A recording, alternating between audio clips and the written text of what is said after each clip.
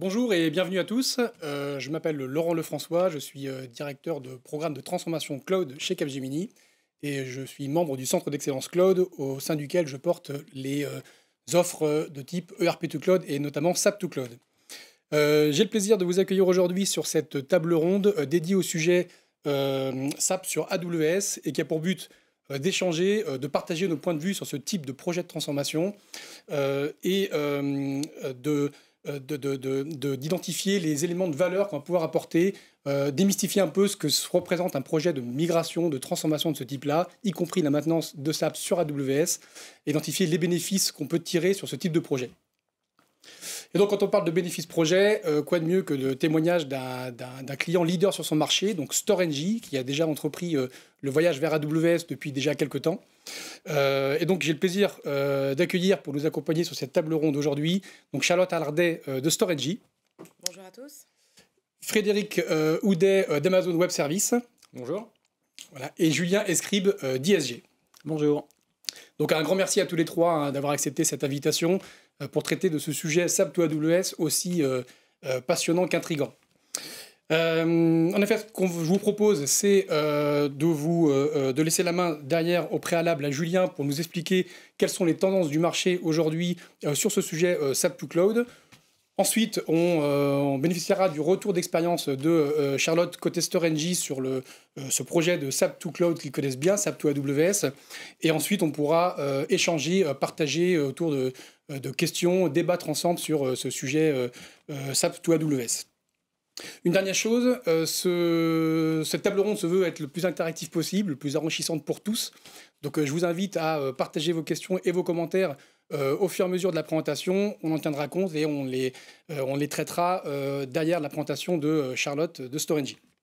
Voilà, donc sans plus attendre, je laisse la main à Julien pour nous présenter les tendances du marché vues par ISG. Merci beaucoup Laurent, bonjour à tous et à toutes.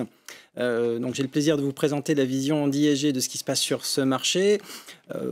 ISG en quelques mots, on est une société leader sur son secteur de conseil en management et d'éclairage technologique sur ce qui se passe sur le marché. Et on parle aujourd'hui avec la vision qu'on produit dans des éclairages qui sont fournis sous la forme de cadrans et on en a éclairé, on en a produit un de manière assez récente qui indiquait notamment en France ce qui se passe sur le secteur de SAP avec les différents acteurs dont nous allons parler aujourd'hui. Et on est une société qui est présente dans une vingtaine de pays, 1300 personnes dans le monde.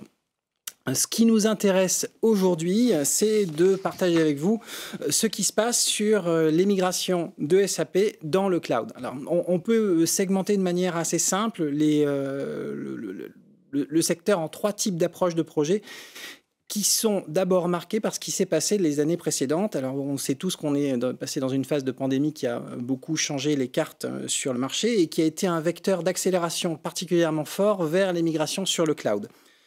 Ça a été un élément déclencheur, accélérateur particulièrement fort. Et si on essaie de segmenter les différentes migrations qui se font, il y a trois manières de le faire. Il y a ce qu'on appelle les versions brownfield dans lesquelles on est juste sur un environnement qui est porté directement dans le cloud. Après, on a à l'opposé une migration greenfield sur laquelle on profite de cette migration pour changer les process de l'entreprise, se mettre plus propre, de manière plus proche sur ce que le logiciel permet de faire dans l'écosystème qui est prévu.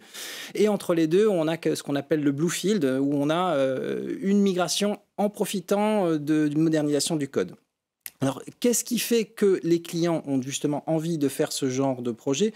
C'est pour les facteurs qui sont illustrés ici. D'abord que la compétition est beaucoup plus importante autour du cloud. Le nombre d'offres et d'acteurs pertinents est très important aujourd'hui. Et on est sur quelque chose où la maturité s'est quand même très fortement améliorée. On sait qu'aujourd'hui, SAP indique qu'il y a à peu près 17 000 clients qui sont déjà sur S/4HANA.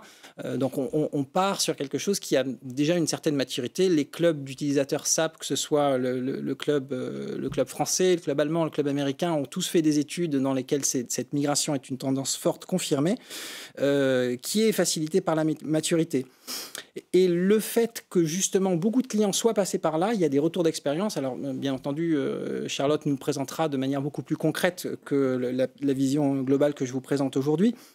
mais c'est quand même marqué par une vision d'un risque très maîtrisé, un risque relativement bas, qui est lié à justement la compétence des différents acteurs, que ce soit pour la fourniture de l'infrastructure, comme pourrait l'être un AWS, ou pour l'usine de migration et de conseil autour de cette transformation, telle que peut le faire un Capgemini. Je ne souhaite pas dire que tous les projets sont un long fleuve tranquille et qu'on arrive très rapidement, en claquant des doigts, à passer d'un état initial à un état final. Mais dans ces migrations de SAP vers le cloud, on essaye de nous lever un peu le rideau. Alors, on a fait beaucoup de recherches sur nos clients. On a parlé à peu près 200 CIO dans le monde pour justement faire ce type de témoignage. Et on a essayé de résumer ce que nous, on voyait de cet environnement-là de la manière suivante, avec 5 tendances importantes. Alors, ça, c'est vraiment les challenges qu'ont reporté les clients qui sont passés ou qui sont en train de passer dans ces migrations. L'éditeur SAP, comme vous le savez, dans une politique d'acquisition relativement importante, d'évolution du catalogue de services dans son écosystème et sa tendance commerciale à vouloir pousser vers ses clients un certain nombre de solutions peut avoir un effet important sur la gestion des coûts des clients. Ensuite, il y a un challenge technologique qui est particulièrement important, qui nécessite justement l'automatisation et l'expérience des intégrateurs dont on parlera après, qui est que quand vous regardez un ERP classique, que ce soit un ECC ou une migration ou en allant directement en S/4HANA, vous allez rapidement vous trouver avec des centaines de milliers de bases de données et devoir manipuler cet ensemble d'objets qui communiquent les uns avec les autres, ça nécessite un outillage particulièrement important. Ensuite, la majorité des sociétés actuelles est en train de se transformer en termes de transformation digitale. Et donc, cette transformation digitale nécessite des budgets relativement importants. Et il ne faut pas que ce budget de migration de SAP vers le cloud entre en compétition dans les autres priorités digitales des clients. Quand on intègre cet élément-là qui est vraiment financier, un autre élément financier qui est très souvent les solutions SAP, ECC, ERP précédentes ont déjà été fortement amorties quand les licences ont été achetées et dépréciées par les clients, le fait de faire ce refactoring, ça rajoute forcément des coûts pour un bénéfice business qui est forcément théorique lorsqu'on lance le projet. Il devient réel une fois que le projet se réalise et encore plus quand les retours d'expérience permettent de faire une itération successive. Mais ça reste un challenge. Le dernier est lié lui aussi à une problématique encore plus importante qui est présente en Europe au travers de GDPR, aux États-Unis avec les différentes lois autour de la donnée et sur d'autres géographies dans le monde, qui sont les notions de compliance, de souveraineté, de respect du privacy et de la capacité à détecter et résoudre les problèmes de breach qui peuvent arriver sur la partie cybersécurité de cet ensemble. Au-delà de tout ça, j'ai volontairement choisi de commencer par la partie challenge pour pouvoir terminer par la note la plus positive, qui est si justement on a une activité aussi importante dans ce domaine, avec une quantité aussi importante de migration, c'est qu'il y a bien entendu un intérêt très fort chez les clients. Et là aussi, si on essaie de résumer en quelques familles principales les retours d'expérience des clients, alors d'abord, il y a un aspect économie sur les OPEX qui est relativement important en migrant vers le cloud. On a reporté de manière assez récurrente des capacités d'économie de 30 à 40% sur les coûts OPEX, que ce soit en infra et en service. Ensuite, les clients sont capables d'aller chercher des savings additionnels qui proviennent de l'utilisation des nouvelles technologies qui sont particulièrement adaptées dans ces nouveaux environnements qui sont justement une solution SAP qui tourne dans un cloud. Et ça, alors, on va retrouver des éléments qui sont familiers pour beaucoup. C'est les solutions de RPA, de robotisation, d'intelligence artificielle, de machine learning, et ne pas oublier la partie analytics, parce que la mise à disposition des moteurs analytics pour justement présenter les données, pour pas dire la donnée, de manière différente, innovante, partagée à un échantillon plus large et de manière efficace, crée des bénéfices qui sont très importants dans les transformations digitales des clients. Ça permet justement, et là on arrive à la frontière entre l'utilisation directe du code et des fonctionnalités apportées par cette solution S4HANA, c'est vraiment d'avoir la capacité pour le métier du client d'améliorer ses résultats financiers au-delà de l'IT, avec une partie de vente et de chiffre d'affaires qui génère, en utilisant ce type de solution, des opportunités qui n'étaient pas forcément présentes au départ. Ensuite, on est capable, là aussi, grâce à ces nouveaux usages et le fait d'être décorrélé de contraintes on-premise beaucoup plus fortes qui pouvaient exister auparavant, ça permet de s'interfacer beaucoup plus facilement à des solutions innovantes qui peuvent exister au-delà de l'environnement des paysages SAP, qui vont être dans l'utilisation du serverless, des microservices, des solutions de bibliothèques d'API que la majorité des clients utilisent dans leurs projets qui voit l'empreinte du cloud augmenter. Et le dernier, c'est justement, lui, on va redescendre d'un étage au-delà de la fonctionnalité applicative, parce que je parlais beaucoup de la partie appli et valeur apportée au métier. Pour les CIO et les équipes IT qui gèrent cet ensemble, le fait d'être sur le cloud permet d'aller chercher des bénéfices encore additionnels qui vont être l'utilisation de solutions serverless, les solutions sur étagère qui sont apportées par le cloud, la possibilité d'avoir accès à une solution de stockage de données, de backup, de restauration à un coût particulièrement maîtrisé, la résilience, la capacité à augmenter, c'est-à-dire faire de la scalability pour parler une fois de plus en franglais, qui fait pour moi partie du dernier bénéfice que je voulais présenter aujourd'hui. Pour conclure sur mon intervention, avant de passer la parole à Charlotte, ce que je voulais dire, vraiment les 3 éléments à retenir, c'est que l'adoption de S4HANA, c'est vraiment une vague, alors je ne vais pas dire une déferlante, mais c'est vraiment une vague d'adoption qui est très importante, une tendance qui est confirmée sur toutes les géographies et toutes les dimensions de clients et toutes les industries. On pense que de notre côté, la majorité des grands comptes internationaux, ou nationaux d'ailleurs, tourneront sur S4HANA dans une proportion importante d'ici fin 2024. Ensuite, c'est un autre exemple très intéressant qui démontre que le cloud est vraiment au cœur de toutes les transformations digitales et que faire une transformation digitale en mettant SAP dans le cloud, ça rajoute des capacités d'innovation extrêmement importantes. Et de la même manière, en reportant, alors là, je n'ai pas bien entendu envie de parler à la place de SAP, mais on est certain que c'est une question de survie pour SAP, et c'est pour ça que la politique de gestion tarifaire et la politique commerciale et marketing de l'éditeur poussent très fortement ses clients autour de ça, parce qu'ils ont bien compris que faire fonctionner SAP dans le cloud, c'est le futur pour eux. J'en ai terminé pour ma partie et je vais maintenant laisser Charlotte nous présenter son retour d'expérience. Merci, bonjour à tous. Je vais vous parler du projet de migration de StoreNG qui s'appelle le projet S4U. Je vais commencer par vous faire une petite introduction et vous expliquer qui est StoreNG, ce qu'on fait, qui permettra de poser le contexte dans lequel en fait on a souhaité lancer ce projet. Alors, StoreNG, on est une entité du groupe NG. On a une activité qui est axée sur 3 piliers. Notre activité historique, c'est de stocker du gaz. Voilà, donc on fait partie des infrastructures chez Engie. On stocke du gaz naturel dans des cavités. D'ailleurs, vous voyez qu'on stocke du gaz en France, mais également en Allemagne et en Angleterre. Et donc, c'est 21 sites de stockage qui sont répartis sur ces territoires en Europe et qui sont gérés par StoreNG aujourd'hui.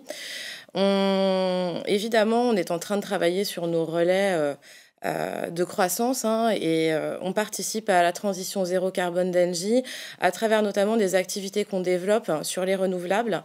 Donc, c'est des activités de biométhanisation, on travaille également sur l'hydrogène. Et d'ailleurs, on a des ambitions de stocker de l'hydrogène. On a démarré un certain nombre de pilotes sur nos sites dans le futur. On propose aussi des solutions à nos clients qui sont basées sur un certain nombre de skills qu'on a dans la maison, et on va en parler dans le slide suivant. Voilà. Donc, si on regarde quelques chiffres, on est le premier stockeur d'énergie en Europe, de gaz. Hein. On est le 4e opérateur mondial. On est les premiers en termes de production de biométhane. On est très attaché aussi à des sujets de sécurité. Donc, on voit qu'on a des résultats qui sont plutôt très bons de ce côté-là, avec un taux à 2,9 de LTIF. Et on a 1000 collaborateurs à travers les différents pays. Nos collaborateurs, c'est qui? Ce sont des gens qui vendent du stockage, qui vendent des solutions.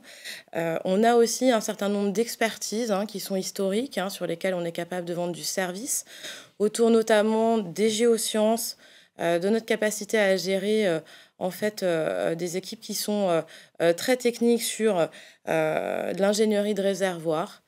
On a des experts sur nos activités de surface, de maintenance de nos sites de stockage. Et évidemment, on a besoin d'être particulièrement en capacité de gérer la sécurité et la sûreté sur nos sites. Voilà. Je vous propose, pour illustrer en fait tout ça et que ce soit un peu plus concret, qu'on voit une petite vidéo, et donc on va partir sur le site d'Étré, qui se trouve à côté de Bourg-en-Bresse.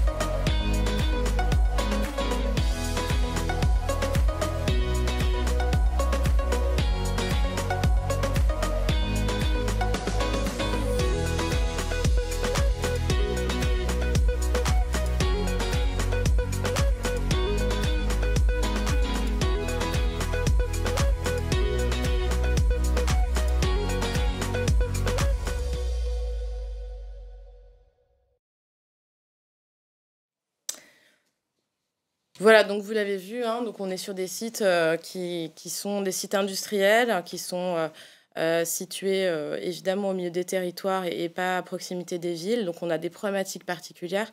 Et c'est ces problématiques qu'on a voulu traiter à travers ce projet Storengy S4HANA, dont je vais vous parler un peu plus en détail maintenant. On a travaillé très en amont du lancement de ce projet sur finalement quels étaient nos principes et comment on voulait fonctionner à travers ce changement qu'on savait un changement important, notamment pour nos utilisateurs sur nos sites, mais aussi pour nos fonctions support. Il faut savoir que Storengy utilise des systèmes SAP partagés avec nos collègues de GRDF, et que on sait qu'il y avait une obsolescence qu'il allait falloir qu'on traite. Et puis forcément, quand on est sur des systèmes partagés, parfois, on avait aussi des problématiques d'autonomie et de réactivité. Donc, Storengy a décidé de mettre en œuvre et de posséder son propre système SAP. C'est un projet qu'on a lancé, j'ai envie de dire, au mois d'avril 2020, mais les choses ont commencé un peu de manière plus opérationnelle 6 mois plus tard. Et donc, dans nos grands principes, on a voulu avant tout simplifier. Voilà, donc ça, c'était quelque chose de très important. On voulait revenir au standard SAP. On sait que c'est fondamental pour la maintenance des systèmes et pour avoir des choses qui sont efficaces dans la durée. On a aussi un certain nombre de guidelines et d'exigences qui sont porté par le groupe. Donc, simplifier, ça voulait dire être en capacité aussi d'adopter un certain nombre de best practices et de guidelines qui nous sont demandées.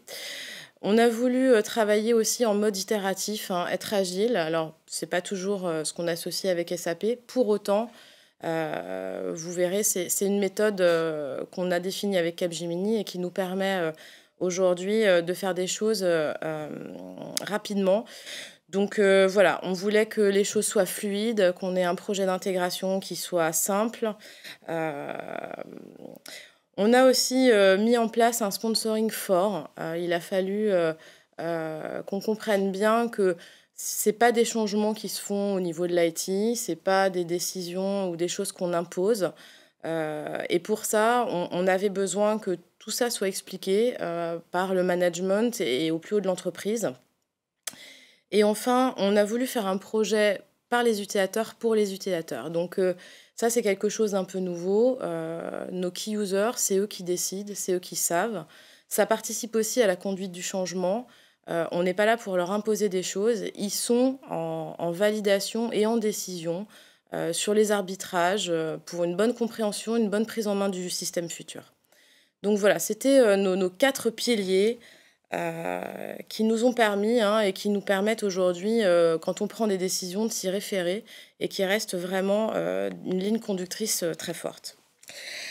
Alors ce projet, je vous ai dit, des sponsors forts, donc c'est notre directeur général de la France, c'est le secrétaire général de l'entité qui sont nos sponsors et qui nous permettent et qui prennent très souvent le relais sur la communication, d'être un vecteur important et de motivation et d'explication de ce changement auprès des équipes et des équipes opérationnelles.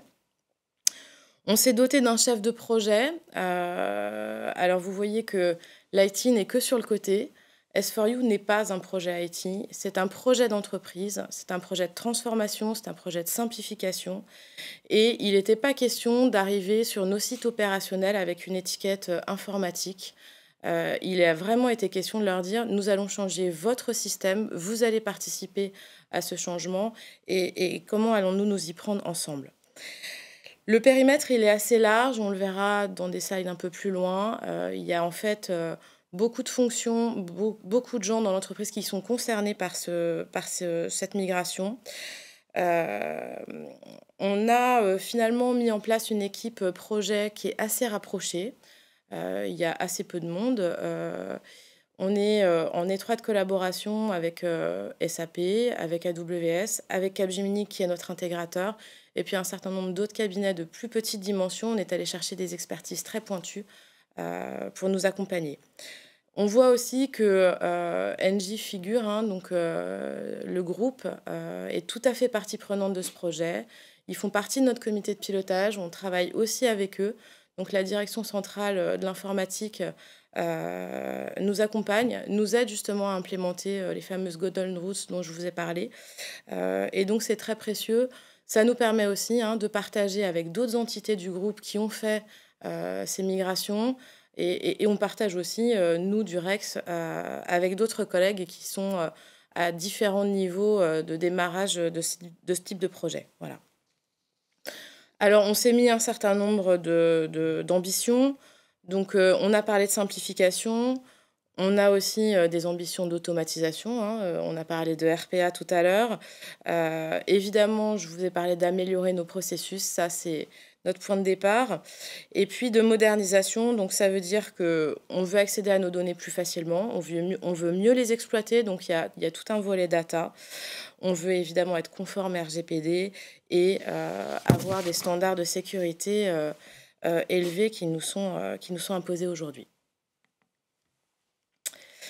Alors, le paysage de S4U, comme vous pouvez le voir, c'est une planète S4U, mais il y a tout un tas de galaxies qui tournent autour parce que on parle de projet, mais j'ai peut-être envie de vous dire que c'est peut-être plus un programme qu'on a lancé avec différents sous-projets. Donc, au centre, on retrouve la migration vers SAP. En tout cas, on va dire plutôt, nous, on a fait le choix d'un greenfield. Un greenfield, pourquoi ? Parce que les changements structurels, la simplification de nos processus nous a paru beaucoup plus simple de repartir d'une feuille blanche et surtout un cadre beaucoup moins contraignant. Donc on a été complètement out of the box. L'idée, c'est on redémarre d'une feuille blanche avec des choses qui sont du retour en standard et qui sont beaucoup plus simples. Alors, les différents projets qui tournent autour de S4U et qui d'ailleurs ont une vraie concomitance en termes de go live, on le verra sur le planning plus tard, concernent tout un tas de domaines. Donc, on change nos outils RH, on change nos outils de gestion notes de frais, on est parti sur Concur, on change nos outils de gestion des temps, on est parti sur MyTime, qui est associé dans le projet S4U à un outil d'imputation des temps qui est CATS. On a mis en place un middleware. On n'avait pas d'outil middleware chez StoreNG, donc on a retenu la solution Boomi qu'on met en œuvre pour gérer toutes nos interfaces. Donc ça concerne le projet S4U, mais ce sera aussi d'autres outils et d'autres applications chez StoreNG par la suite.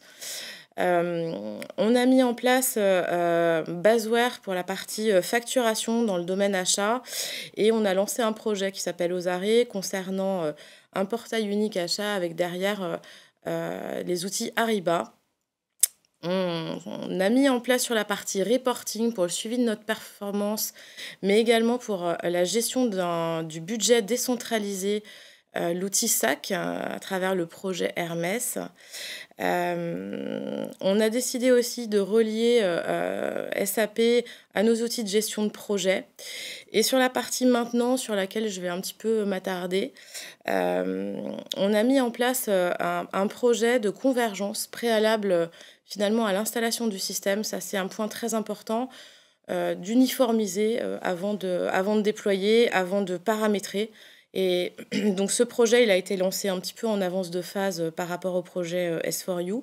Il se poursuit aujourd'hui et il nous permet d'avoir une standardisation de ce qui a été paramétré dans SAP et une utilisation très homogène sur nos sites. Et enfin, on utilise les outils Salesforce dans notre relation client qu'on a relié à notre outil SAP. Voilà. Donc, c'est tout un écosystème qu'on bouge en même temps. Il y a une nécessité de coordination qui est très, très importante. Ça veut dire que les gens se parlent, ça veut dire que tout ça, c'est des systèmes informatiques qui échangent de l'information. Donc, voilà, c'est un gros programme de transformation. On l'a voulu court, on verra sur le planning que je vous présente ici, de manière à ce que, finalement, on mobilise des équipes opérationnelles dans un temps qui soit contraint et défini, avec des phases qui sont très classiques. Donc, je vous disais qu'on avait commencé il y a maintenant 1 an et demi. On a fait une phase de préparation et de fondation, très, très simplement. Ensuite, on a enchaîné sur une phase de build print. On a terminé là, et vous voyez qu'aujourd'hui, on a fini recette, test d'intégration. Et on est vraiment là dans les dernières semaines avant le go-live qui est prévu au 1er janvier 2022. Alors, les grands streams du projet, donc ça a été de travailler sur les métiers et les solutions qu'on apporte. La data, je l'ai évoqué, on veut dès le départ avoir un système qui soit capable de restituer de l'information, d'être pleinement opérationnel sur ce sujet. Il y a aussi évidemment la récupération de données, donc c'est des choses qui sont assez consommatrices de temps et qui mobilisent aussi nos équipes. Mais il faut alimenter le nouveau système avec l'historique qui va bien pour démarrer dans de bonnes conditions. Et puis, il y a eu un certain nombre de développements qu'on a voulu le plus frugal possible. J'ai parlé de retour au standard. C'était une de nos ambitions que je vais vous détailler un petit peu. Parce que cette phase de build print, ça a été finalement cette phase qui nous a permis de garantir ce retour au standard. On s'était fixé avec Capgemini un volume de RICEF qu'on a tenu. Donc ça a été l'occasion, donc beaucoup échanger avec nos BPO, avec nos key users. On a lancé plus de 200 ateliers. On a été très démonstratif lors de ces ateliers pour aider les gens à prendre des décisions. Donc, on a présenté le standard SAP, on leur a dit voilà comment on fonctionne aujourd'hui, comment va-t-on fonctionner demain. Donc, on a attaqué les sujets sous l'angle processus. Donc, ça a été les domaines R2R, projet, H2R, MTS, O2C, P2P qui ont été revus. Ça représente plus de 40 personnes qui ont été mobilisées chez StoreNG pour réaliser ces 200 ateliers animés par Capgemini. Et donc finalement, très peu de choses. Et aujourd'hui, c'est 130 RICEF. Ces RICEF, c'est quoi? C'est principalement des interfaces. Voilà. Donc il y a quelques sujets sur lesquels on a fait des entorses. Et je voudrais souligner en particulier, on a décidé, pour faciliter l'adoption sur les sites, de mettre en place SAM, donc SAP Asset Manager. C'est une version mobile de la maintenance. C'est vraiment pour nous un apport fonctionnel très important qui va faciliter l'adoption. C'était une demande qui avait été formulée par nos sites opérationnels également sur l'ancien système, et on n'avait pas pu, pour des problèmes techniques bien compréhensibles liés à l'obsolescence, répondre à leurs besoins. Donc ça, c'est quelque chose sur lequel on s'est accordé un certain nombre de développements. Voilà. Alors, d'un point de vue technique, nous sommes partis sur une infrastructure AWS, évidemment dans le cloud. En termes de périmètre, ce projet, il concerne, je vous ai parlé de StoreNG, alors plusieurs entités de StoreNG, une entité qui s'appelle la France, l'activité régulée de stockage. Il y a aussi un projet qui avait eu lieu en Allemagne, chez StoreNG, sur un autre système, pareil, un Greenfield, qui nous a pas mal alimenté en termes de retour d'expérience. On a aussi donc le périmètre de nos activités en développement, qu'on appelle la SAS, et la partie activité biométhanisation dont je vous ai parlé en début de présentation, qui s'appelle NGBios. Voilà. Toutes ces entités ont vocation à rejoindre le système S4U. C'est déjà fait, où ça va se dérouler dans notre roadmap. Sur des systèmes cloud, ce sera la même chose pour tout le monde. Alors, on a retenu AWS pour plusieurs choses. Déjà, on avait déjà l'expérience de l'Allemagne. StoreNG Allemagne, c'est un système qui est sur AWS qu'on a monté. Pour nous, c'était quelque chose du coup de connu. On a cette notion d'accélérateur et on sait qu'on l'avait fait très rapidement. On a utilisé aussi la solution AWS Launch Wizard. C'est quelque chose qui aujourd'hui est un outillage qui nous permet de monter des environnements très rapidement et qui a permis surtout de nous garantir notre capacité à faire évoluer le système, donc rajouter des environnements en cas de besoin, mais aussi de monter un système qui est particulièrement résilient avec une redondance importante et notamment sur 2 zones, de manière à ce qu'on ait une vraie exploitation de la capacité qu'offre AWS sur finalement une résilience totale du système. On a également mis en place un certain nombre d'accélérateurs qui étaient disponibles auprès du groupe. On a une connexion réseau qui est dédiée, qu'on appelle le Highway to Cloud chez Engie, qui est très performante, sur laquelle on a une double redondance, donc une haute disponibilité. On a également utilisé les solutions Linke pour S4HANA et les connecteurs AWS disponibles pour SAP. En termes de sécurité et d'accessibilité, vous l'avez vu, le système S4 qu'on est en train de monter, il concerne beaucoup de processus. On a des besoins d'accessibilité pour l'externe, que ce soit des parties prenantes, que ce soit des partenaires, que ce soit des fournisseurs. Voilà, on avait à cœur de mettre en place un système qui soit accessible depuis l'externe avec toute la sécurité qui va bien, et aussi, je vous en ai parlé, d'avoir une capacité à mettre en place des applications mobiles publiques, et donc ça a été possible à travers notamment notre infrastructure AWS. Tout ça s'est fait comment, et un vrai facteur de succès sur cette mise en place de l'infrastructure, ça a été notre capacité à travailler ensemble. On a aujourd'hui une équipe technique qui est tout à fait mixte. Donc on retrouve des gens d'AWS, on retrouve des gens d'SAP, on retrouve des gens de Capgemini. Les choses sont très fluides. Il y a en permanence, on se challenge par rapport à nos besoins, par rapport aux nouvelles solutions qui sortent. Voilà, c'est vraiment des choses avec un quotidien qui nous permet de bénéficier du meilleur. On se challenge. Il y a des choses aussi qui sont proposées nouvelles par AWS sur la base de nos demandes. Donc on sait, et on sait qu'on a un système qui va être évolutif, qui est performant et qui est ouvert. Je Je voudrais faire un petit focus sur la partie communication et conduite du changement. C'est un des points qui fait qu'on a souhaité travailler avec Capgemini. On a procédé à un appel d'offres pour trouver notre intégrateur. Et c'était un sujet sur lequel on a été particulièrement exigeant. Donc je vous ai parlé des piliers, les key users, c'est leur système. On s'est vraiment posé la question de comment on allait arriver à mobiliser l'intégralité de l'entreprise, comment on allait arriver à sensibiliser, embarquer nos collaborateurs. Et le volet communication conduite du changement, il est très important. Déjà, on sait qu'en les faisant travailler et participer à la conception du système, qui est un des bons principes de l'agile, on avait déjà, entre guillemets, un premier pilier sur cette conduite du changement. On a été très, très participatif, on continue à l'être. On a fait venir les gens, malgré le contexte Covid, sur certaines étapes clés. Donc là, on voit que les gens ont travaillé ensemble pour faire les recettes.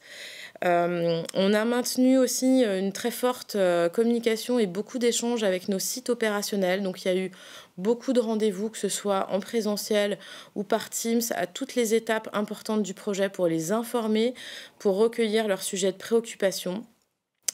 On a aussi beaucoup travaillé sur l'analyse de qui sont nos utilisateurs. On a défini des personas et on a fait en sorte que cette conduite du changement, cette sensibilisation avec Capgemini, elle soit différenciée en fonction de nos personas. Et donc, il y a en permanence différents vecteurs de communication, d'informations qui ont été retenus par le projet, que ce soit des newsletters, des vidéos. On fait parler les gens aussi. On est toujours dans une logique où ce sont eux qui nous racontent la façon dont ils vivent le projet et dont ils le réalisent. Nos prochaines étapes, alors on est en plein cœur de ce programme. Vous avez vu qu'il y avait plusieurs entités qui étaient concernées. On a aussi une autre entité du groupe qui s'appelle LNJ qui doit rejoindre le système. Donc on travaille en parallèle des derniers sujets qui sont nécessaires pour notre Go Live 1er janvier sur nos modalités de fonctionnement en run et maintenance, parce que c'est vrai qu'on va être en projet encore jusqu'en 2023. LNJ va démarrer en 2023 son système. Et on a aussi, et ça j'ai envie de dire c'est finalement assez représentatif de la réussite de ce projet, en tout cas à date.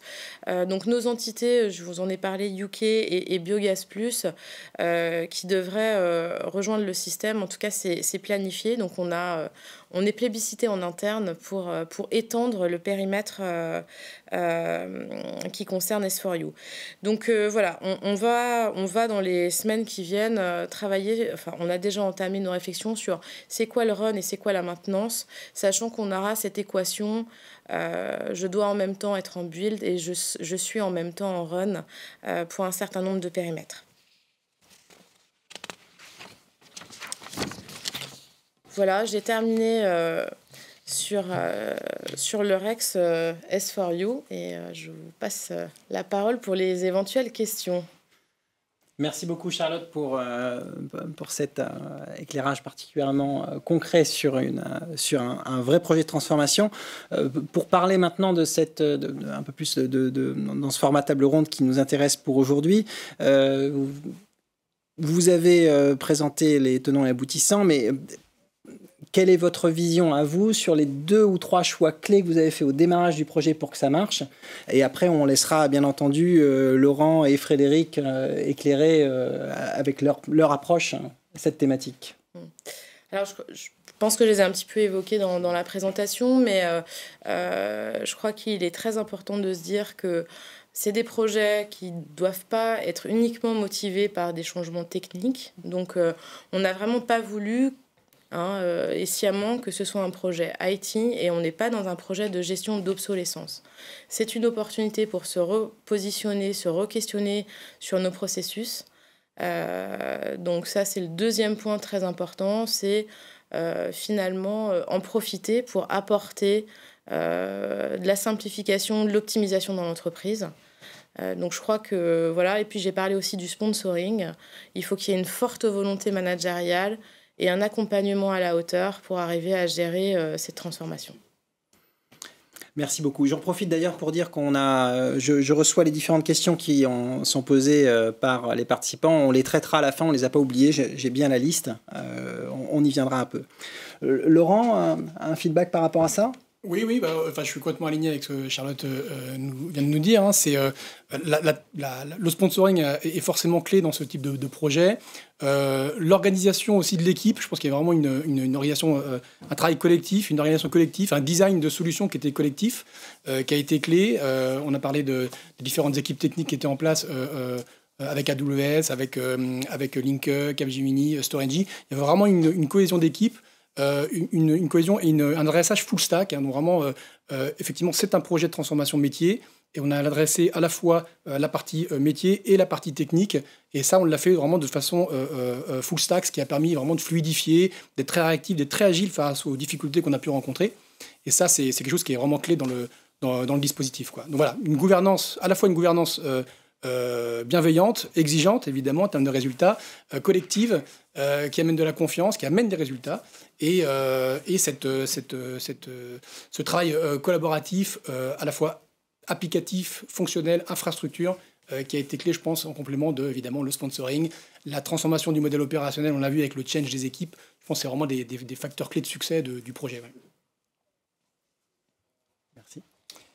Oui, écoutez, côté AWS, on est vraiment très très heureux de participer, de contribuer au succès de ce type de projet. C'est toujours très agréable d'entendre de la part d'une directrice informatique parler de Launch Wizard. En fait, beaucoup de clients viennent sur le cloud au départ pour baisser le TCO. Ce que les clients nous donnent comme chiffre, c'est entre 30 et 40%. Et dans cette baisse de TCO, il y a beaucoup de parts de l'automatisation.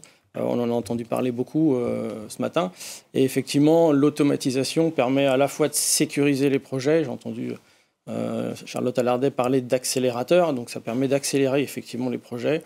Et beaucoup de nos clients démarrent sur AWS, notamment pour les projets SAP, par des environnements de développement, des environnements de training, des environnements de test, puisque ça permet effectivement de monter très rapidement, notamment grâce à Launch Wizard, des instances dont on a besoin pour accélérer les projets, dans les phases où on a besoin d'aller vite, et de les sécuriser, notamment sur la partie infrastructure.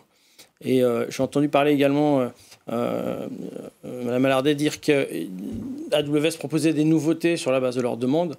90% des solutions, des services qu'AWS met sur le marché sont des solutions qui répondent à des demandes terrain, soit de clients, soit de partenaires. Donc c'est le cas de Launch Wizard, qui est un service vraiment spécifique pour SAP et notamment pour S4HANA. C'est le cas également de Backint HANA, qui permet de faire de la sauvegarde des bases HANA directement sur des instances S3, donc à bas coût.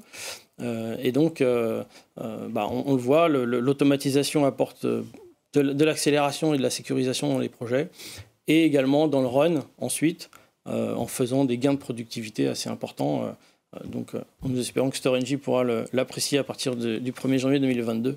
Les retours qui nous sont donnés sont de 50 à 60% de gains de productivité quand même au niveau des équipes d'exploitation, ce qui est assez conséquent. Si je peux me permettre de compléter, parce qu'on parle de l'AWS Launch Wizard, ce qui est assez représentatif et ce qui est remarquable, c'est qu'on a été confronté à des difficultés sur le service, à une difficulté sur le service qui ne permettait pas de répondre à notre objectif au départ. Et là-dessus, on voit la capacité d'AWS à tout de suite mobiliser la bonne équipe au bon endroit, qui s'occupe du service pour travailler avec nous en direct. Il n'y a pas de lourdeur de process et de dispositifs. On travaille en direct avec les équipes AWS pour améliorer le service, contribuer à l'amélioration du service d'ailleurs pour tous les clients AWS, hein, clairement.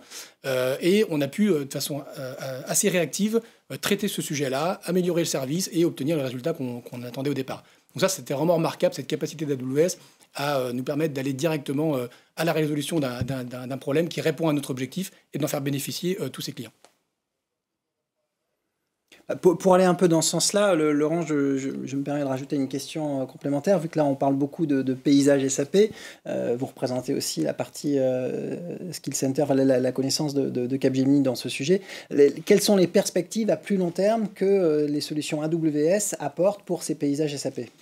Alors en fait, on en a parlé au travers du Rex StoreNG. Il y a deux grandes tendances qu'on constate aujourd'hui. D'une part, c'est le back to standard, quoi. C'est comment est-ce qu'on revient à un standard, comment est-ce qu'on on se désendette, on se remet, on simplifie les paysages, comment est-ce qu'on revient au standard, quitte à externaliser toutes les spécificités des processus en dehors de SAP. C'est-à-dire qu'on va utiliser SAP là où il est performant, là où il est efficace, et on va essayer de le garder le plus standard possible. Et par contre, on va développer autour des services qui vont permettre de customiser les process, et donc on va aller chercher les fonctionnalités les plus performantes du marché en contribution. Donc, je pense évidemment aux services BTP, donc anciennement SCP, de SAP, mais aussi à d'autres services SaaS qui vont pouvoir contribuer à cet écosystème qui va être au travers d'une architecture plus éclatée, avec encore une fois un SAP très standard, le plus standard possible, avec un niveau de customisation limité et maîtrisé, et par contre un écosystème, une architecture interconnectée avec différents écosystèmes autour. Ça, c'est le premier point. Et le deuxième point, c'est l'innovation, le traitement de la donnée. On voit de plus en plus le besoin de traiter les données SAP, de les exploiter de plus en plus vite de la part des métiers pour répondre à de nouveaux cas d'usage. Et ça, ils ont besoin de plus d'autonomie, plus de liberté, plus de richesse dans la donnée, peut-être pas que SAP. Et donc, on voit une externalisation de ces données SAP pour être utilisées, exploitées plus largement, complétées par d'autres données, d'autres systèmes, d'autres écosystèmes.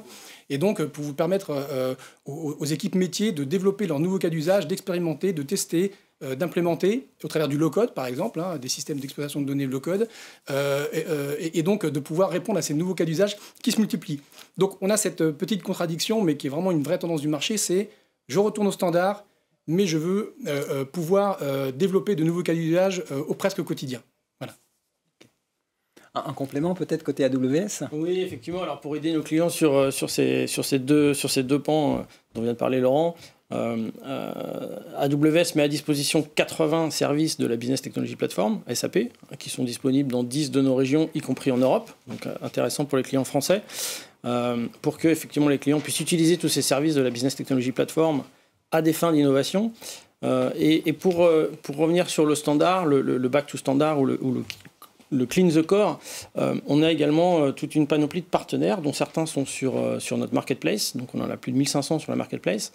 Et pour prendre quelques exemples de partenaires dans l'environnement SAP et qui sont particulièrement pertinents dans les projets de migration vers S/4HANA, je parlais de Celonis, qui est un produit de re-engineering de process qui permet de revoir ces processus dans les projets brownfield avant de les implémenter dans S/4HANA. Et puis je pourrais parler également de SmartShift ou de Pilir, qui sont des solutions qui, elles, permettent de détecter tous les spécifiques, de les porter sur S/4HANA ou de les externaliser dans des applications mobiles. Donc là encore, pour aider les clients à passer plus facilement de l'historique ECC vers un S/4HANA beaucoup plus clean. Et puis, bien sûr, on a nos propres services, plus de 230 services qu'on met à disposition des clients pour ces projets d'innovation. On vient d'annoncer récemment le service AppFlow pour permettre aux clients de sortir les données de l'environnement SAP depuis l'interface native OData de SAP et d'utiliser ces données pour soit les valoriser, soit les corréler avec des données qui viennent d'autres environnements, soit simplement faire de l'analytics quasi temps réel. C'est ce que font certains de nos clients. On peut prendre l'exemple d'un grand retailer du web qui analyse quasi temps réel l'impact qu'ont les promotions qu'ils sont en train de faire sur les ventes. Et des exemples, on en a beaucoup. Donc on est effectivement très, très à l'écoute de ce que les clients nous demandent pour aller innover et valoriser cette donnée qui est dans SAP aujourd'hui. Merci beaucoup Frédéric. J'en profite, vous venez de parler de la SAP Business Technology Platform. On a une question qui est plutôt pour Charlotte qui vient de l'assistance, qui est de savoir si S4U justement utilise certains de ces 80 services, et si oui, lesquels, et quels sont les retours que vous avez à faire là-dessus par rapport à cette Business Technology Platform. Alors oui, on utilise un certain nombre de services. Les retours, je pense qu'on est plutôt dans une logique d'accélérateur en fait. Il y a Donc il y a la partie SAM dont je vous ai parlé tout à l'heure, qui est, je dirais, la partie la plus visible, en tout cas vue de nos utilisateurs. Après, il y a les sujets Hermès, dont on a parlé, donc avec SAC, qui est le deuxième point qui est très notable. Voilà, donc c'est ces principaux services qui sont mis en œuvre aujourd'hui sur ce périmètre. D'accord, merci. On embraye sur une autre question qui est venue de l'assistance, qui sera probablement à répondre entre Charlotte et Laurent avec vos deux axes respectifs, qui sont: quels sont les conseils que vous donnez pour une collaboration effective entre les métiers et l'IT? Alors vous en avez parlé de certains dans votre présentation, mais c'était une question qui nous est arrivée de l'assistance. Alors, en fait, on a bâti un projet où les deux, que ce soit métier ou IT, les deux parties, entre guillemets, fonctionnent ensemble au quotidien. Il y a évidemment la partie chefferie de projet, je vous l'ai dit, qui est pas IT. On a volontairement voulu, et ça c'était aussi quelque chose, dès le démarrage, on s'est posé la question, souvent les projets SAP, c'est des projets qui sont drivés par la finance, d'un point de vue métier. Je crois que vous avez vu la vidéo de nos sites opérationnels. L'enjeu pour nous, nos sites, c'est des sites qui fournissent du gaz, et notamment dans des périodes de tension, de capacité de la France à fournir de l'énergie. Donc voilà, on en parle en ce moment beaucoup dans la presse. Nos stockages, ils sont pleins à 80%. C'est très important pour s'assurer qu'on sera capable de passer un hiver et de fournir de l'énergie. Donc il était hors de question d'arrêter nos sites de stockage, sachant que dans ce projet, il y avait la maintenance qui est incluse et qui concerne ces sites. Donc on a volontairement choisi quelqu'un qui était issu du métier et de cette partie maintenance, et fait en sorte qu'on assure cette sécurité et qu'on n'arrête pas nos sites de stockage. Alors on ne l'a pas vu dans le planning parce qu'on a dit qu'on démarrait au 1er janvier. Par contre, on a décidé de fonctionner par vague. Et on ne va pas faire en Big Bang tous nos sites le 1er janvier. On a mis en place différentes vagues qui vont aller jusqu'au mois de juillet. Du coup, ce qu'on va retenir, c'est qu'on a dit que c'était un projet mixte métier IT, c'est pas un projet finance, c'est un projet terrain, donc on n'a pas choisi n'importe quel métier. L'alignement entre les deux, parce qu'on peut se demander comment on fonctionne, il est quotidien. En fait, on se parle tous les jours. Et ça, c'est déterminant pour que finalement chacun soit en capacité d'apporter ce qu'il doit apporter, son expertise, qu'elle soit IT ou métier, dans toutes les décisions qui sont prises, y compris dans les plus petites décisions qui sont prises tous les jours. Voilà. Et ces échanges sont-ils rythmés par justement l'adoption de la méthode agile à laquelle vous avez fait référence, ou est-ce que ça se développe au-delà du stand-up meeting et des autres cérémonies? Alors oui, on est aujourd'hui dans des cérémonies qui sont agiles. Maintenant, je dirais que la composante agile la plus forte quand même dans ce projet, ça a été le mode itératif qu'on a mis en place avec Capgemini pour finalement être en capacité de démontrer ce que la solution sait faire en standard et comment on avance avec nos utilisateurs. Donc voilà, on adopte des rites et rythmes en mode agile, mais ça, je dirais que c'est quelque chose qui est assez simple dans nos organisations qui sont assez entraînées à faire ça, que ce soit côté métier ou côté IT chez Storengy aujourd'hui. Ok, merci. Laurent, peut-être un complément? Ouais, je pense que Charlotte a dit la plupart. Effectivement, c'est clair. Faut surtout pas se dire que c'est un projet IT. Charlotte l'a dit tout à l'heure, elle l'a redit. C'est un projet de transformation métier, c'est un projet de transformation d'entreprise. Et ça doit vraiment conduire le projet. Et c'est aussi un projet de continuité de service. Moi, j'insiste là-dessus. Même quand on a un workload qui est très technique, c'est un projet de continuité de service. C'est ce que le métier va attendre. Donc, pour ça, il n'y a pas de secret. Il faut embarquer l'ensemble des équipes. Donc, évidemment, les équipes métiers dès le début du projet, les équipes applicatives, opérationnelles, d'infrastructure derrière, de gestion d'infogérance. Il faut les embarquer dès le début. C'est ce qui va permettre de transformer le modèle opérationnel, de préparer la bascule et donc de sécuriser cette continuité de service avec le change qui va bien autour du métier. Donc ça, c'est vraiment clé. La gouvernance agile, évidemment, ça c'est clé puisque à la fois le métier comprend les problématiques techniques que ça peut poser et donc participe aux décisions et donc est sponsor aussi de cette transformation et cette bascule par ce biais-là. Les équipes plutôt techniques comprennent tout l'enjeu du métier, comprennent les décisions également et se préparent, font le transfert de connaissances, cette montée en compétences qui va bien pour préparer et sécuriser cette bascule. Et voilà, donc cet embarquement, cette gouvernance. Et un dernier point important quand même, c'est avant la bascule, le métier, il participe au projet depuis le début. Il a besoin aussi d'être sécurisé, même s'il est là quotidiennement. Il a besoin d'être sécurisé avant cette phase de bascule pour s'assurer que tout le service est là, toute l'attente, toute la valeur qui est attendue est au rendez-vous. Et donc pouvoir ensuite sereinement faire cette bascule de service et profiter de son nouveau système. Parfait, ça me paraît très clair. Pour qu'on continue à traiter les différentes questions, il y en a une autre qui, à mon avis, sera à traiter là aussi par Charlotte. Vous avez indiqué que vous avez travaillé, vous avez choisi Capgemini par appel d'offres, mais on a une question qui est de savoir exactement quels ont été les critères de choix des partenaires SAP, AWS et Capgemini. Au-delà du simple appel d'offres, je pense que notre auditoire voudrait en savoir un peu plus sur la logique de choix.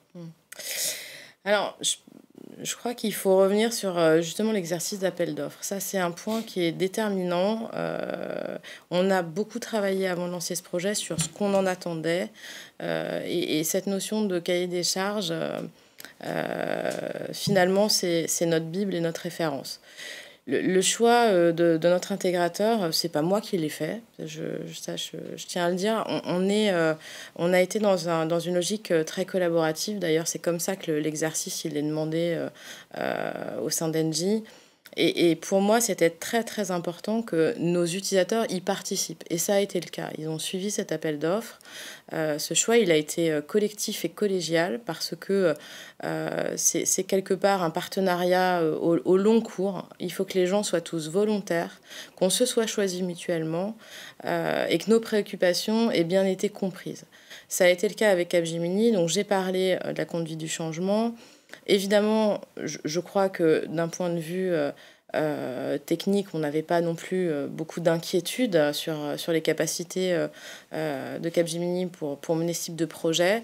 Il y a eu aussi des choses importantes. C'est côté Capgemini, les gens qui allaient nous accompagner, c'est des gens qui nous ont été présentés. Et ça aussi, cette envie de travailler ensemble, elle a été déterminante. Ça se passe très bien aujourd'hui, mais parce que nous avons posé ensemble des bases claires, des règles du jeu qui sont connues, comprises, acceptées. Et aujourd'hui, on ne revient pas sur ces sujets, on ne fait qu'avancer. Donc ça, c'est ce qui nous a permis d'être dans la situation où on est aujourd'hui, à savoir, nous ne sommes pas en retard, nous n'avons pas dépassé notre budget, et nous allons tenir nos échéances et nos promesses vis-à-vis du métier. Pour AWS, en fait, je l'ai évoqué, on avait déjà l'expérience d'un système SAP, notamment l'Allemagne. Et donc, voilà, on a entamé chez Storengy une roadmap de Move to Cloud. On a les expertises en interne pour travailler et un mode de collaboration aussi qui est extrêmement fluide avec AWS. On a aussi les supports, j'en ai parlé, les accélérateurs techniques et technologiques. Donc, voilà, c'était pour nous la garantie d'avoir un système évolutif, qu'on soit en capacité de monter très rapidement. C'est sûr qu'il a fallu dès le démarrage avoir les environnements disponibles. Sans ce socle-là, on ne peut pas démarrer. Donc ça a été très très vite. Et surtout, on sait aussi qu'on est en train de préparer un système qui va être sûr, qui va être disponible. On le voit avec nos collègues de l'Allemagne. Ça fait 2 ans, nous n'avons jamais eu d'interruption de service. Jamais. Donc ça, c'est voilà. Ça fait un certain nombre d'années que je travaille dans l'IT. J'ai été responsable de grosses MCO. Je dors la nuit, c'est fantastique. Nous ne gérons plus d'incidents et on sait qu'on est parti dans cette logique-là où on va profiter pleinement du cloud et ça va fonctionner. Voilà. Oui, C'est une belle démonstration, hein, le fait d'avoir une CIO ou un CIO qui dort sur ses deux oreilles. Aujourd'hui, a une valeur certaine sur le marché. Je pense que beaucoup de mes clients seraient contents de pouvoir dormir de manière aussi sereine. Une autre question qui est arrivée, qui concerne la mesure du succès du projet. Alors là, je pense que ce sera sans doute à éclairer par Charlotte et Laurent. C'est-à-dire, vous avez mentionné un impact une implication relativement forte de la direction de l'entreprise, au-delà des critères classiques de dire je respecte mon budget et mon planning comme vous venez de le dire. Quels sont les critères de dire ça marche pas, c'est un succès, c'est un grand succès? Comment c'est ressenti et mesuré? Alors, je pense que ce qu'on a envie de mesurer, c'est l'adoption, parce qu'on peut installer des icônes sur des bureaux. Tant que les gens n'utilisent pas, on n'a rien fait. Donc, voilà, on est dans une logique de se dire, c'est l'adoption qui va nous dire si ce projet, il n'est pas terminé, comme vous l'avez compris, est un succès ou pas. L'adoption, c'est quoi? C'est finalement les gens vont dans le système, les gens utilisent les processus, il ne se passe plus rien en dehors de ce qui a été décrit et de ce qui a été informatisé. Donc on a déjà, il y a un petit périmètre qui a démarré chez nous sur un périmètre assez restreint. On a déjà un certain nombre d'indicateurs d'utilisation des processus qui sont concernés. Et ça, ce sera des choses qui vont nous permettre éventuellement de retravailler avec un certain nombre d'accompagnements a posteriori pour être sûr que l'adoption du système, elle est bien complète. Voilà. Donc, tout ce qui peut être finalement indicateur, on va retenir qu'il y a aussi, déjà, on a mis en place des indicateurs de satisfaction. Donc ça, c'est important que nos key users, nos BPO, nos utilisateurs puissent déjà s'exprimer. Donc à ce stade du projet, on a des indicateurs sur certains périmètres d'adoption et des indicateurs de satisfaction qui nous permettent aussi de réorienter. C'est des choses qu'on regarde très attentivement et sur lesquelles on est capable de prendre des plans d'action si jamais il y a des points qui ressortent. Et ça a déjà été fait. Ok. Donc là, effectivement, c'est l'angle expérience utilisateur. En complément, il y a effectivement aussi l'axe savings qui reste quand même prégnant, évidemment, sur la consommation, sur ce qu'on va pouvoir gagner en économie, que ce soit sur la consommation des services ou aussi sur on a parlé de résilience tout à l'heure, d'automatisation sur la partie activité de maintenance, qui va pouvoir drastiquement être réduite ou en tout cas optimisée. Il y a l'aspect résilience aussi, qui est un point important. Donc, ce point d'automatisation, de nombre d'incidents qui est très faible, ou en tout cas drastiquement baissé une fois qu'on est dans le cloud, si on a adopté l'automatisation de bout en bout, ce qui est un vrai point important. La durée moyenne ou la durée d'interruption de service annuelle, donc elle reflète ça en termes d'indicateurs. Un troisième critère, c'est la performance. Alors, l'automatisation aide évidemment dans la mise en place d'un nouvel environnement à la volée, là où auparavant on pouvait mettre 3 semaines, 6 semaines pour avoir un environnement complet de recettes pour les métiers, pour qu'ils puissent tester, expérimenter leur process. Aujourd'hui, on est de l'ordre de la journée, inférieur à la journée, donc ça change radicalement les choses. Et puis, on a aussi des temps de traitement, je pense aux clôtures comptables semestrielles, c'est un exemple de côté finance, où on a des temps de traitement qui sont très très longs, qui peuvent parfois être en risque parce qu'ils n'ont pas la durée suffisante dans le week-end pour se dérouler.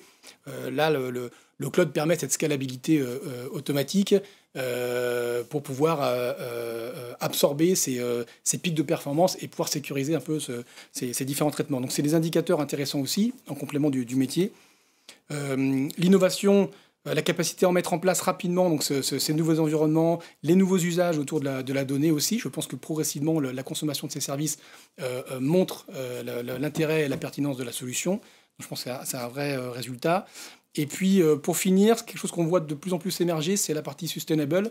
Alors, dans l'énergie, évidemment, c'est clé, mais aussi dans tous les autres secteurs, c'est dans quelle mesure on sait confirmer que une solution mise en place dans le cloud AWS va avoir une empreinte carbone qui est largement réduite par rapport à ce qu'on pouvait avoir auparavant dans les data centers privés. Voilà les principaux indicateurs qu'on voit aujourd'hui. Très bien. Oui, alors côté AWS, c'est assez difficile de mesurer l'impact et la réussite d'un point de vue fonctionnel et métier. Par contre, AWS fournit des services auxquels les clients souscrivent au mois le mois. Donc, la reconnaissance chez AWS, la manière dont nous sommes mesurés, c'est la consommation de nos clients. Donc, pour nous, un client qui consomme le service auquel il a souscrit est un client qui est heureux, qui est content. Donc on est là pour l'accompagner. Et c'est pour nous le meilleur indicateur que de s'assurer que les clients consomment les services pour lesquels ils ont souscrit et qu'ils en souscrivent de plus en plus. Donc pour nous, le gage de réussite du projet de Storengy sera effectivement la mesure de la consommation de Storengy. C'est très clair comme ça. Une autre question qui nous est arrivée sur un sujet un peu plus technique. Là, on a parlé, tout à l'heure, je disais que la vision du marché que nous on apporte, c'est les projets Brownfield, Bluefield et Greenfield. Le projet de Storengy était un Greenfield. Une question qui nous est arrivée est, au-delà des migrations, on va directement à S4HANA, est-ce qu'on peut migrer des systèmes ECC vers le cloud AWS directement ? Comment ça se passe? Quels sont les enjeux? Quelles sont les différences par rapport à un Greenfield? Quels éclairages on peut apporter là-dessus? Oui, alors effectivement, on a beaucoup de clients qui ont migré ECC sur AWS et qui ne sont pas encore dans la démarche de migrer vers S4HANA. Un peu de la même manière que les clients peuvent se poser la question de savoir s'ils doivent passer directement de ECC SQL vers S4HANA ou de commencer par une migration de ECC vers HANA, base HANA et ensuite vers S4HANA. Là, la question est de savoir si il vaut mieux d'abord basculer sur le cloud et ensuite faire sa migration vers S4HANA ou faire les deux en même temps. Chaque client a sa propre approche en fonction de son expérience et de ses contraintes. Donc effectivement, on a beaucoup de clients ECC sur AWS. On a également des clients qui ont migré leur environnement Analytics Business Object, des clients qui ont migré BFC. Donc tout est possible, tout est permis. Et c'est vrai que c'est dans les projets S4HANA que AWS fournit un maximum d'outils, puisque là, la marche est relativement plus haute que de migrer simplement d'un environnement on-premise vers un environnement cloud. Et donc, c'est là qu'on a besoin d'accompagner davantage les clients, plus que dans ce qu'on appelle un lift and shift, où il s'agit simplement de passer d'un environnement on-prem à un environnement cloud. Mais des clients préfèrent d'abord passer sur le cloud pour d'abord récupérer des savings le plus tôt possible, plutôt que d'attendre de migrer vers S4HANA, et ensuite pour bénéficier de tous les services dont on a parlé, pour pouvoir faire de l'innovation déjà sous ECC, sans attendre de passer sur S4HANA, puisque tous les services qui sont proposés et les facilités d'intégration qui sont offertes entre les environnements SAP, y compris ECC, avec ces services, permettent aux clients de faire un tas d'expérimentations. C'est aussi un intérêt du cloud, c'est que vous n'êtes pas obligé de partir dans un projet où vous allez prendre un certain nombre de risques, faire l'acquisition d'infrastructures, l'installer, de la configurer, et puis de lancer un projet innovant pour lequel vous ne savez pas trop quel va être le retour de la part du métier. Là, dans le cloud, on peut très facilement expérimenter des choses et revenir en arrière et modifier. Voilà, on paye ce qu'on utilise, on paye que ce qu'on fait, et à tout moment, on peut revenir en arrière. C'est un des grands intérêts pour les clients qui ne sont pas encore sur S4HANA de venir déjà sur AWS. Très bien. C'est important de le dire, effectivement, la migration, la transformation d'un système ECC, donc pas non S4, vers le cloud AWS. On va aller chercher les mêmes éléments de valeur, finalement. On va chercher les éléments financiers, de performance, de résilience, d'innovation. On va retrouver les mêmes, clairement.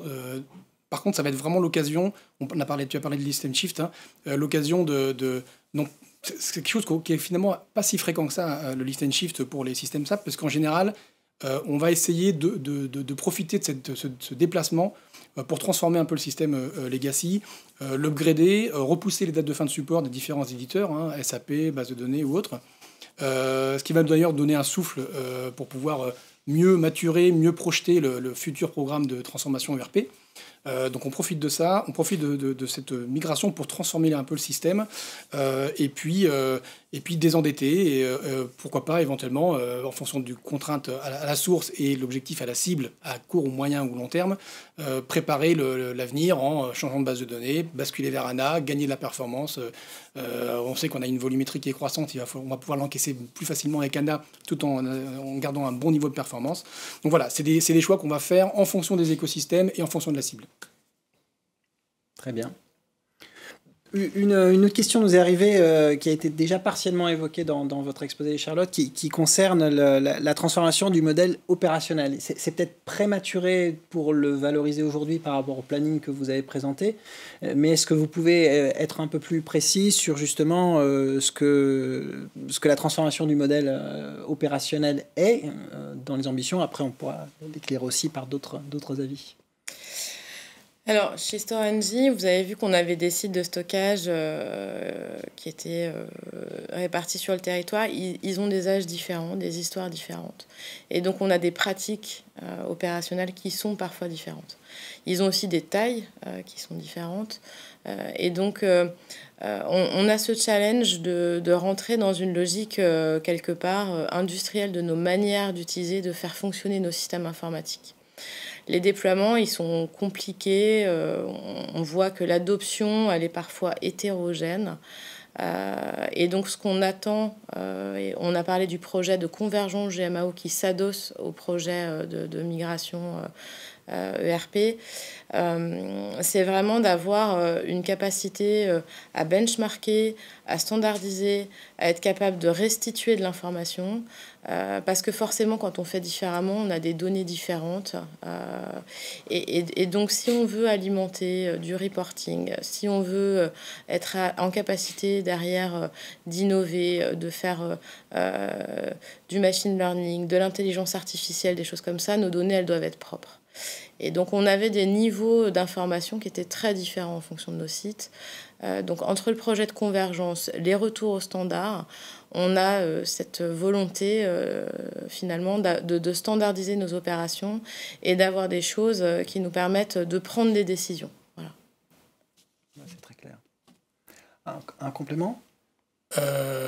Oui, c'est vrai que le cloud AWS va tracter tout un tas de leviers de transformation numérique. Donc évidemment, l'automatisation en est un, l'agilité, le modèle de delivery, le modèle opérationnel. Et donc, il y a un impact qui est significatif. Cette automatisation, ces nouveaux outils, ça amène des nouveaux process. Et ça, clairement, c'est un changement, c'est parfois un bouleversement au niveau des équipes opérationnelles. Donc on doit le préparer. Et on doit amener cette transformation-là parce que les frontières vont bouger entre les différents acteurs et les différentes activités par rapport à avant. Et ça se fait d'une façon assez rapide finalement. C'est pour ça qu'il faut l'anticiper assez tôt. Et dès le début du projet, il faut préparer ces équipes sur ce nouveau modèle de delivery, futur modèle opérationnel. Voilà. Merci beaucoup. Et il y a une dernière question qui nous vient de l'assistance, qui est entre le planning dont on a un peu parlé et justement la sécurisation de ce planning en utilisant les solutions techniques d'AWS, de celles développées par CAP. Comment on arrive à mettre tout ça ensemble? Parce que ça, vu de l'extérieur, ça pourrait passer comme un ensemble de pièces de Lego très très très disparates et complexes. Comment vous arrivez à assembler, à choisir ces pièces-là pour dire en faisant ça et dans cet ordre, j'arrive à sécuriser ou accélérer mon planning? Alors, moi, je vais être assez simple dans ma réponse. Le sujet technique, en fait, ça n'a jamais été un facteur limitant dans notre planning et on n'a pas rencontré de difficultés. Donc, on ne s'est pas basé sur cette problématique-là. On a été vraiment focusé opération, on a été focusé projet et il se trouve que je crois qu'on a mis en place avec AWS et avec l'équipe technique des moyens de suivre. Donc que ce soit sur la mise en place des interfaces, sur le montage des environnements surtout, en fait, la technique n'est pas un driver. La technique a tout à fait la capacité de suivre le planning et vient en second rideau. Et c'est pas une difficulté, donc ça c'est plutôt une bonne nouvelle. Je pense que c'était pas le cas avec les systèmes on-prem. Moi j'ai des souvenirs de rafraîchissement, de mise à disposition d'environnements qui nous ont posé des vrais problèmes. C'était des vrais casse-têtes, des négociations avec le métier derrière, etc., des limitations. Aujourd'hui on n'en a plus. Donc ça permet vraiment de se focuser sur ces problématiques d'adoption, sur les besoins métiers. La technique, ça suit très bien et ça suit très vite. Oui, je peux que conforter ce que vient de dire Charlotte Allardet. On l'a vu dans le projet StoreNG, c'est pas juste un projet informatique, c'est pas un projet de migration, c'est un projet de transformation d'entreprise où on parle de processus, où on parle d'opération, où on parle d'amélioration, d'efficacité. Et en fait, l'infrastructure doit ne pas être un brainer dans ce type de projet. Donc, laissons l'infrastructure au métier qui gère l'infrastructure au quotidien.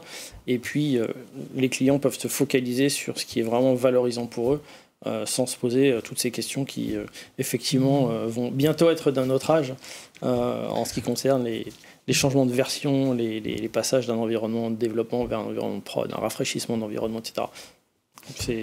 Tout a été dit et je trouve ça très enrichissant. Je vais compléter, il y a du travail qui est fait, c'est pas non plus la baguette magique. Je pense que je vais d'ailleurs saluer le travail des équipes techniques. On l'a dit, on était, on est dans une logique one team et ça marche très bien. Il y a du travail, c'est pas non plus... voilà, seulement on s'aperçoit que ça suit tout à fait par rapport entre le besoin et la demande. Il y a une vraie adéquation, mais bon, il y a quand même des choses à faire.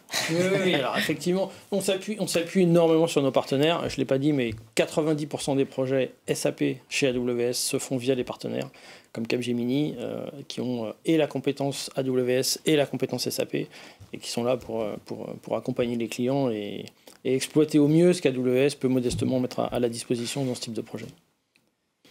Mais c'est vrai que une fois que les verrous, les freins techniques qu'on a pu connaître dans le passé sont levés, notamment grâce à AWS, après le vrai sujet, il est dans la collaboration, dans la gouvernance, dans le co-design. C'est ce qui fait que ça fonctionne et qu'on arrive à avancer ensemble, collaborativement, avec bienveillance, exigence, comme je le disais tout à l'heure. C'est vraiment les clés du succès pour tenir un planning, pour réussir un projet de ce type-là, quoi. Okay. J'allais dire tout à l'heure que j'avais donné la dernière question. Il y en a une nouvelle qui vient d'arriver à l'instant et celle-ci, elle est vraiment pour AWS. Alors, je la lis. Comment AWS intègre-t-il les API standards de BTP, qui est un accélérateur d'intégration des suites de SAP, S4 On-Prem, Apps Cloud privé, public et les différents éditeurs tels que Salesforce? Alors, d'un point de vue technique, je ne suis pas malheureusement le mieux placé pour pouvoir vous répondre sur les API. Peut-être que Laurent pourra apporter un éclairage. Ce qui est certain, c'est qu'on tient à avoir un maximum de partenaires dans l'écosystème AWS et faire en sorte que beaucoup de solutions tournent sur AWS. Pourquoi ? Parce qu'un client qui va poser, si je puis dire, son S4HANA sur un data center AWS a un grand intérêt à pouvoir utiliser d'autres solutions avec lesquelles il va s'intégrer, qui sont dans ce même data center ou qui sont au moins dans la même région, pour éviter les problèmes de latence, les problèmes de circulation de données. On a parlé tout à l'heure de SAP Analytics Cloud. Voilà, éviter de transporter ces données d'un environnement vers un autre pour être capable d'utiliser les différents services. Donc AWS s'efforce d'intégrer et d'héberger beaucoup de solutions, comme celle dont on vient de parler, mais d'autres, et y compris des compétiteurs d'AWS sur certains pans de nos services, parce que ce sont les solutions utilisées par nos clients et que nos clients souhaitent pouvoir intégrer les différentes solutions, et pour eux, c'est quand même bien plus confortable quand tout est hébergé chez le même cloud provider. Et pour compléter cette partie-là, le sujet aussi, c'est l'aspect sécurité. Parce que on change un peu de paradigme quand même quand on passe d'un data center standard où on avait un écosystème qu'il fallait sécuriser et mettre des remparts autour. Là, on est dans un contexte qui est cloud chez AWS. Donc la sécurité se gère différemment. Elle s'implémente interconnectivité par interconnectivité. Et finalement, ces interconnexions avec les systèmes extérieurs, les services SaaS, les services PaaS, est facilitée. Et donc, elle est nativement sécuritaire, si je peux le dire comme ça. Donc c'est quand même beaucoup plus facile de pouvoir mettre en place ces interconnexions entre systèmes dans un cloud AWS une fois que la landing zone est bien construite et bien propre en termes de sécurité. Parfait. Nous n'avons plus de questions, donc nous allons terminer avec une petite dizaine de minutes d'avance. Donc, je remercie bien entendu notre auditoire d'avoir été nombreux et actifs pour poser des questions. Et bien entendu, je remercie beaucoup nos trois intervenants aujourd'hui, Charlotte, Laurent et Frédéric, qui ont permis de donner un éclairage très concret à un sujet qui est haut dans la liste des priorités de beaucoup de CIO, CFO et métiers. Et je rappelle bien sûr à tout le monde que nous sommes à votre disposition de manière individuelle si vous avez besoin d'éclairage complémentaire. Merci à tous et bonne journée et à très bientôt. Merci. Merci.